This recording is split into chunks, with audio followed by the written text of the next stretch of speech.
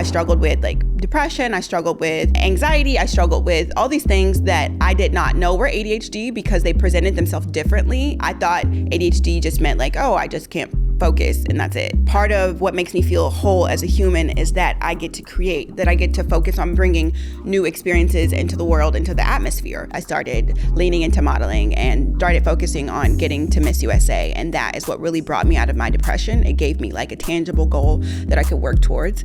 I've realized that if I want to build my perfect life here on this earth, all I have to do is visualize the different aspects of it and reverse engineer. Welcome back to another episode of More Please. I am your host, Bailey Amethyst. Today's episode is all about the power of attention and our intention behind it. We need to focus our attention on the things that we want to experience in our life instead of the things that we are lacking. And I am here to help you narrow that focus.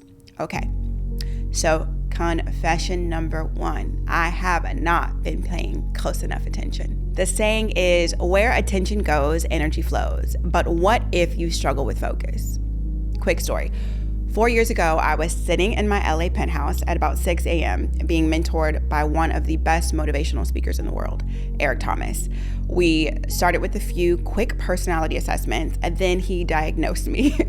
He told me that my problem was simply that I was electricity in its purest form and I needed direction. He was absolutely right. Actually, that was an understatement at the time. I was so lost that I was just stuck.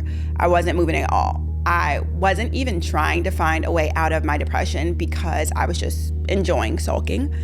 To be honest, I felt like I had lost my spark completely. So to be called unhinged electricity was actually a very nice change of pace. So he went on to ask me, like, Bae, what do you know about electricity in its purest form? So I listed out, it sparks, it shocks people, it's powerful, but it can be dangerous. And he immediately jumped in and said, good B, now tell me what happens when it's directed. And I got it immediately. So when electricity has direction, it can light cities, power industries, and cut through just about anything with precision. We are all electricity in its purest form.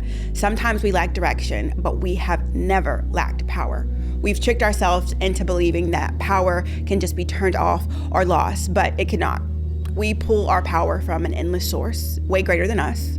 We cannot be separated from it even if we tried. It's literally the essence in which we were formed. However, I feel like the trick of the enemy is to get us to lose sight of our why in order to make us feel like we're lost forever, when the truth is that we've just momentarily forgotten where we wanted to go. The problem is that we live in a world that has demonized pauses in life and made us feel like we're failures if we are not doing something at all time. But that's another podcast for a different day. So now we've identified the problem. Focus. Where attention goes, energy flows. We have to learn how to understand just how powerful our thoughts are. If we really knew, we would be a lot more careful about what we gave our attention to. The law of attention states that what we give our attention to expands in our life and becomes our reality. Whether it be good or bad, subconscious or conscious, what we give our focus to grows. It is just that simple. So whether you think you can or you think you can't, you're right. Okay, so here's where I feel like it gets complicated. It is so simple that we don't believe it. We have been conditioned that it has to be physical work that gets us there instead of using the source of electricity that we were born with, our consciousness. So every single one of us has dreams in our subconscious mind that only we know about. We would all be our happiest selves if we spent our existence focused on bringing those dreams into fruition. We would collaborate more freely. We would work with purpose. We would live with fulfillment. But we shrink and we give our precious attention to the causes and the dreams of others. That was intentional.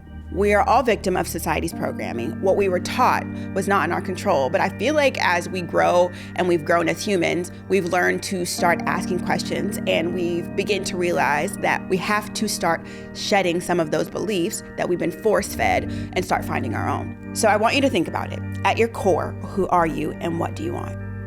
I'll go first. At my core, I feel like I am peace, laughter, joy, justice, love, and care. I would like to use the time that I have on this earth spreading my love, healing myself in others, expressing my truest self, and inspiring as much change as I possibly can in the world. That is what it all boils down to, a very simplified version of my mission statement that took me years of soul searching to actually find and narrow down. And a decision. I made a deliberate decision to starve all the thoughts that were suffocating me and only fed the thoughts that were liberating me at my core. If it doesn't fit the mission, it doesn't fit in my mind. Take back the space in your own mind and in your own life and use it how you like. So here's my analogy for it. If you have an extra bedroom in your house, it's perfectly decorated, it's marked as a guest bedroom that never gets touched. I literally cannot stand the thought of this room. Give yourself permission to turn it into a closet, a craft room, a playroom for your kids. Literally use it for anything. Use it for you instead of holding space for someone that may or may not come. Why are you going out of your way to be uncomfortable in your space? The only reason it is not what you want it to be is because you are focused on the wrong things. Focus your energy and your time and your thoughts on what you really want to be. Not the lack of what you don't have. Focus on what you want to bring into your existence. If you want to be a writer, write. If you want to be an actress, act. If you want to have friends, be friendly. If you want a romantic partner, be the person that you want to fall in love with. It sounds simple because it is. Cut out the chatter, cut out the distraction, and focus. Get completely obsessed. Fall in love with what you love. Laser in with tunnel vision and free yourself from the opinions and the judgments of others. Just do you. So here is how focus and the law of attention have affected me in my personal life. Okay, so I'm not gonna lie, I struggle with attention hard. And that's always been something that I even have struggled with more because growing up, ADHD was not like a thing. I feel like I'm like, a part of the millennial section of life where our parents did not like us being diagnosed with anything. So growing up, I remember my teachers saying Bailey, they actually said it about all my sisters, and I think I was just the youngest sister. So by that time, my mom was just I've had enough. But they said okay, your kids have problems with attention. We should put them, my older sister, it was Ritalin. But when it got to me, it was we should give her ADHD medicine or she struggles with focus. And my mom just took it as a very offensive thing of no, my kids are fine. They do not need help. They're perfect. And that was that. And I grew up kind of suffering from that choice for a while. I had I struggled with depression. I struggled with anxiety. I struggled with all these things that I did not know were ADHD because they presented themselves differently in me. I thought ADHD just meant oh, I just can't focus and that's it. But it was the fact that since I could not focus, it left me vulnerable in other areas of my life. If I don't have something that I could put my beautiful attention towards, then I get sad because part of what makes me feel whole as a human is that I get to create, that I get to focus on bringing new experiences into the world, into the atmosphere. So when you don't know how to narrow your attention and you don't know how to laser focus in on something, it leaves you feeling what is my purpose here on this life? What is the point? And I think that's something that people don't really lean into or talk about enough.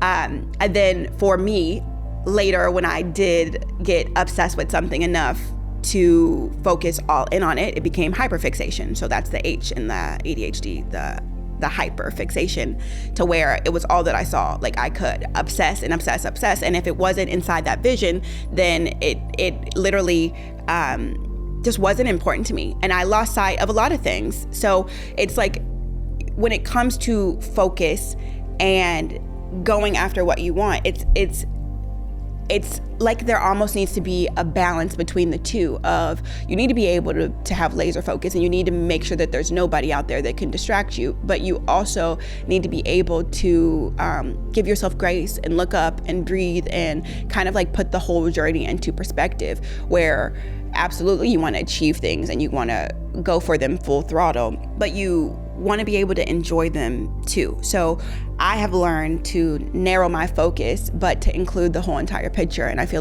that's what I'm trying to teach you all and to share with you all, that it's if you want to get from point A to point B, the best thing that you could possibly do is imagine the journey there of like, okay, what is it that I would need to do? And let's reverse engineer. Okay, and we'll take my Miss USA journey as the example, because that's what really got me obsessed. I started leaning into modeling and started focusing on getting to Miss USA. And that is what really brought me out of my depression. It gave me like a tangible goal that I could get to, that I could work towards. And that is how I really taught myself how important focus and the law of attraction, the law of intention is. Because if you can envision something and you see it every day, I would go to sleep and I would imagine myself being crowned. And I can still see it till this day. I would go to sleep and I'd be like, the winner of Miss Missouri USA is Bailey Dayton. And then I would literally feel the crown being placed on my head. I would literally feel the sash like weighing on me, and I would just like cry emotionally, and I would physically cry. Like, it was so weird because it hadn't happened yet. I did not know if I was ever going to be crowned ever. Like, at the time, there was not a Black Miss Missouri to ever be crowned. So many people told me that it wasn't a possibility for me. I should move to a different state. I should just try something else. And I just continued to visualize, and I continued to put my attention and my focus there, and it became a reality for me. And since then, I've done that with so many other things in my life. And it's like, when it comes to the laws of things, people test them and they do a hypothesis first, and then they try. And if it continues to end up being the same thing, then we have a law. So I've learned that this law is very, very true for me. So if I can sit and I can visualize my outcome, then I can come around eventually in the future and know that that's going to be my experience. It might not look the exact same. My crowning moment wasn't the exact same as, what I envisioned it as in my head. It was actually even better, but it felt familiar to me whenever it happened, like almost like deja vu, because I had put my attention there. So circling back to this, I didn't know how to focus when I was growing up because I had somewhat of a disability that I didn't have treated at the time.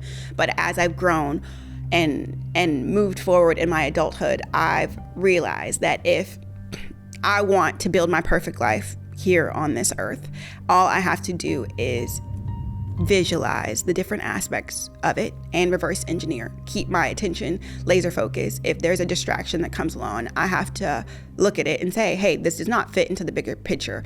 If it's something that you want to stop and enjoy, feel free. It's your life. Nobody's going to tell you to be on a strict schedule. But if you are not progressing to the point where you want to be, and you're not experiencing the things that you want to experience because you keep letting all these other distractions come in, even if you're distracted easily like me, even if that's, a personality trait that you've developed, you have to learn how to discipline yourself enough to look forward, to really decide that I want to walk in a straight and narrow path. And if it's not, for now, if it's not something that's on this path, I'm just going to ignore it and I'm going to get to where I want to get to. And then guess what? When you get to where you want to get to, you have complete control and the ability to look around, assess, and decide, this is what I want. Let me stay here for a while. Or, you know what? Actually, this is not what I thought it was going to be. Let me look in another direction. Let me focus this way, and then let me keep moving forward. And that is what progression and focus is all about. So for me,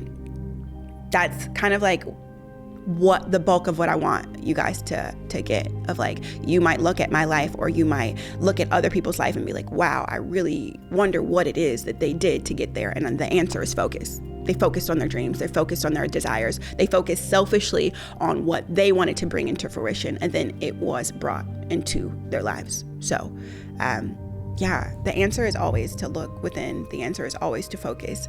And the only way you can do that is by actually attaining the skills. So if you actually struggle with focus like me and you need a little help from medicine, grab the medicine. If you want to read different books to be able to get you into that headspace, maybe you want to meditate, or maybe you don't need help from any of that. Maybe you just need to give yourself a strong pep talk and say, get up, stop making excuses, and just go get it. With all of that being said, this is the part of the podcast where I give you advice on where you should start if you want to do the work of unlearning and relearning. So I'm going to recommend 3 different books. The first one is called The Power of Now by Eckhart Tolle.